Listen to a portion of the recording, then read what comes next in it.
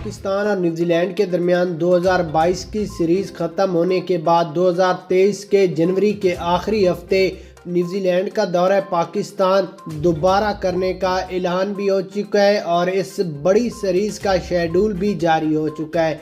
यहाँ पर आपको पहले न्यूजीलैंड का वनडे और उसके बाद T20 सीरीज़ का शेड्यूल बताते हैं। उससे पहले कमेंट्स में बताइएगा क्या न्यूजीलैंड को दोबारा 2023 में भी पाकिस्तान का दौरा करना चाहिए या नहीं करना चाहिए।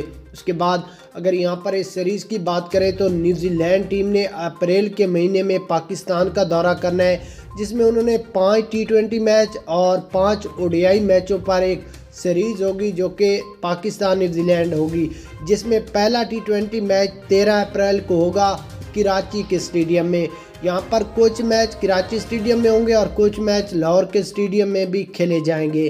पाकिस्तान न्यूजीलैंड ये एक बहुत बड़ी सीरीज़ होगी, दुनिया की तारीख में इस तरह पहले कभी भी कोई सीरीज़ नहीं होगी जो कि ये होने वाली है। इस सीरीज़ के बाद वेस्ट इंडीज़, बांग्लादेश, श्रीलंका, दुनिया की सारी टीमें पाकिस्तान का दौरा करेंगी और पाकिस्तान की इंटरनेशनल क्रिकेट बहाल होगी।